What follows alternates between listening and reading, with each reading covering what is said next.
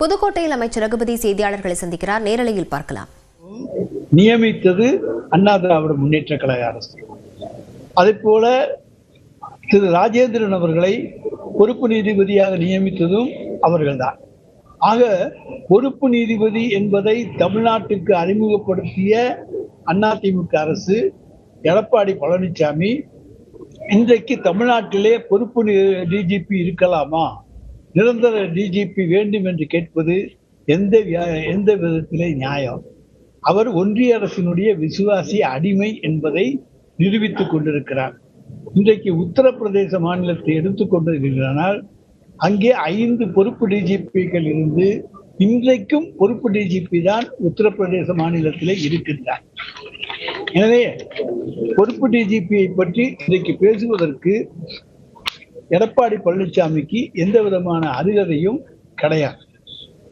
ஆனால் தமிழ்நாடு அரசை பொறுத்த வரைக்கும் திரு ஜங்கர் சிவாராவ் அவர்கள் பொறுப்பு டிஜிபியாக இருந்த பொழுது தன்னை நீடிக்க வேண்டும் என்று யூபிஎஸ்சிக்கு மனு கொடுக்கிறார்.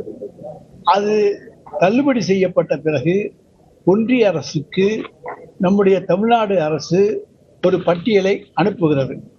அந்த பட்டியலிலே இடம்பெறாத ஒருவர் தான் டிஜிபியாக வர வேண்டும் என்று கோரிக்கையை வைக்கின்றார்.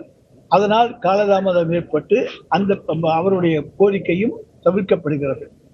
பிறகு மீண்டும் ஒரு பட்டியலை யூபிஎஸ்சிக்கு தமிழ்நாடு அரசு கொடுக்கிறது.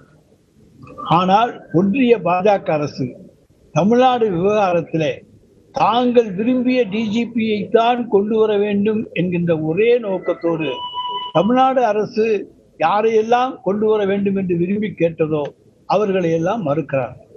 எனவேதான் பொறுப்பு டிஜிபி நீடிக்கிறாரே தவிர இன்றைய பொறுத்த வரைக்கும் ஒன்றிய அரசுக்கு நாங்கள் பட்டியல் அனுப்பி இன்னார் என்று கேட்டிருக்கிறோம். அந்த மாநில அரசினுடைய விருப்பத்துக்கு ஏற்பத்தான் டிஜிபி கொடுக்கப்படுவது, அனுமதிக்கப்படுவது வழக்கம். ஆனால் இன்றைக்கு அப்படிப்பட்ட சூழ்நிலை இன்றைக்கு நிறைவேறவில்லை என்பதை இங்கே நான் தெரிவித்துக் கொள்கின்றேன். இன்னொன்று சொல்ல வேண்டும் என்று சொன்னால், எடப்பாடி பழனிசாமி முதலமைச்சராக இருந்த பொழுது கர்நாடகாவை சேர்ந்த சூரப்பாவை அண்ணா பல்கலைக்கழகத்தினுடைய துணைவேந்தராக நியமித்தார்கள்.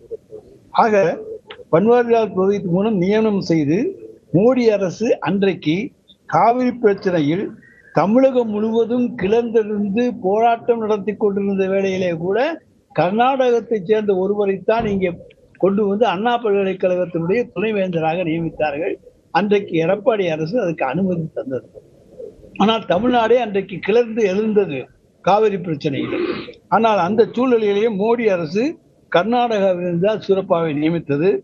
சூரப்பாவை போல தங்களுக்கு வேண்டிய ஒருவரை டிஜிபியாக நியமிக்க இன்றைக்கு ஒன்றிய அரசு முயற்சிக்கிறது. அது நிச்சயமாக தமிழ்நாட்டிலே எடுபடாது. நம்முடைய கோரிக்கைகள் நிராகரிக்கப்பட்டு ஏற்கனவே யூபிஎஸ்சி எடுத்த முடிவில் உறுதியாக உள்ளதாக ஒன்றிய அரசு தற்போது பதில் தந்திருக்கிறது.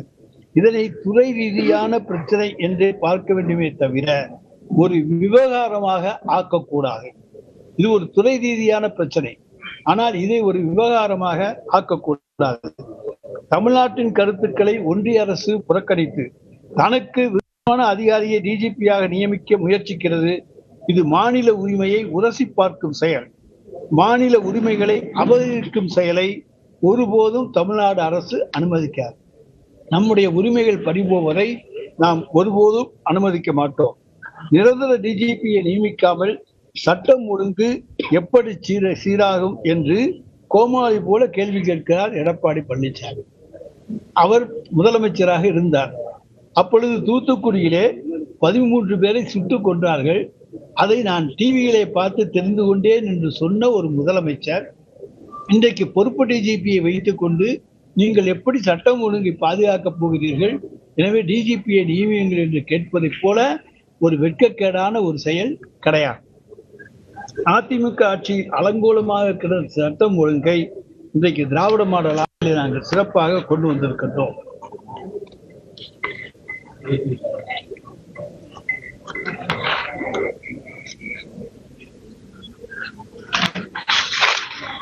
டிஜிபி விவகாரத்தை பொறுத்த வரைக்கும் இன்றைக்கு தமிழ்நாடு அரசினுடைய நிலையில் நாங்கள் வேண்டும் என்று எதுவுமே இது இந்த அரசு செய்வது கிடையாது. நாம் தமிழ்நாட்டுக்கு வேண்டியவர்களை கேட்கிறோம், நம்முடைய மாநில உரிமையை விட்டுக் கொடுக்க முடியாது. அடுத்ததாக இன்றைக்கு ஆம்ஸ்ட்ராங் கொலை வழக்கை பற்றி இன்றைக்கு எடப்பாடி பழனிசாமி மற்றவர்கள் சொல்லுகிறார்கள், சிபிஐ விசாரணைக்கு ஏன் நீங்கள் போய் தடை வாங்கினீர்கள் என்று ஒரு கேள்வியை பொய்ப்பாடி பழனிசாமி வழக்கம் போல இன்றைக்கு அரங்கேற்றி இருக்கின்றார். ஆம்ஸ்ட்ராங் கொலை வழக்கு சிபிஐ விசாரணைக்காக எதிராக இடைக்கால தடையை நாங்கள் உச்சமன்றத்திலே வாங்கியிருக்கின்றோம். அதற்கு காரணம் சிபிஐ சிறப்பாக விசாரிக்க தமிழ்நாடு காவல்துறை விசாரிக்காது என்பதற்கல்ல. தமிழ்நாடு காவல்துறை தான் சிறப்பாக விசாரிக்கும். அது பல கட்டங்களிலே நிரூபிக்கப்பட்டிருக்கிறது. அதற்கு உதாரணங்கள் சொல்ல வேண்டும் என்று சொன்னால், ஏற்கனவே சிபிஐயிடம் ஒப்படைக்க வேண்டிய ஒப்படைக்கப்பட்ட இந்த வழக்கை பொறுத்த வரைக்கும் 27 குற்றவாளிகள் கைது செய்யப்பட்டிருக்கிறார்கள் ஆம்ஸ்ட்ராங் கொலை வழக்கில். அதுல 2 பேருக்கு ரெட் கார்னர் நோட்டீஸும் நாங்கள் அனுப்பி இருக்கின்றோம். ஆம்ஸ்ட்ராங் வழக்கை யார் விசாரித்தால் என்ன என்று கேட்கும் எடப்பாடி பழனிசாமி தன் மீதான 4800 கோடி ரூபாய் நெடுஞ்சாலை டெண்டர் முறைகேடு வழக்கை புகாரை சிபிஐ விசாரிக்க கூடாது என்று உச்ச நீதிமன்றத்துக்கு ஏன் போனார்? சிபிஐ தான் நியாயமாக விசாரிக்குமே. அவர் மேல குற்றச்சாட்டு சொல்லி 4800 கோடி ரூபாய் ஊழல் குற்றச்சாட்டு சொல்லப்பட்டவுடன் சிபிஐ விசாரிக்க கூடாது, சிபிஐ உத்தரவுக்கு உயர்நீதிமன்றம் உத்தரவிட்டவுடன் அவர் உச்ச நீதிமன்றத்துக்கு சென்று தடை வாங்கினார். அப்படி என்றால் அன்றைக்கு சிபிஐ சரியில்லை, இன்றைக்கு சரியாக இருக்கிறதா?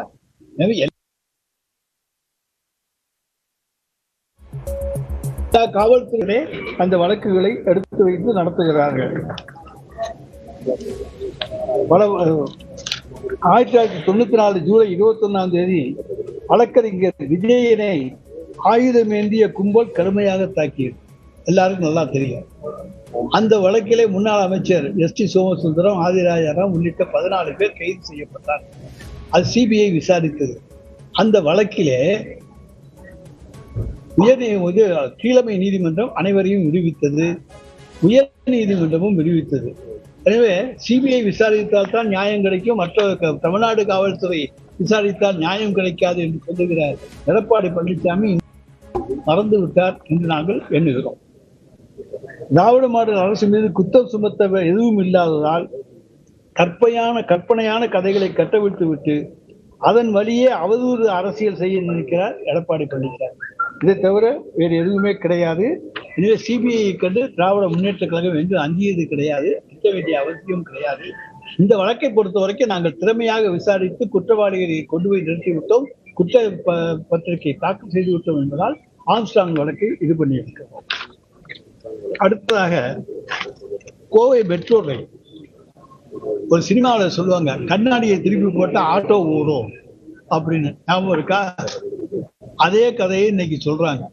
எப்படின்னா, கோவைக்கும் மதுரைக்கும், கோயில் மாநகரம் மதுரை, தென்னிந்தியாவின் மான்செஸ்டர் கோவை, இவை இரண்டுக்கும் மெட்ரோ ரயில் கிடையாது.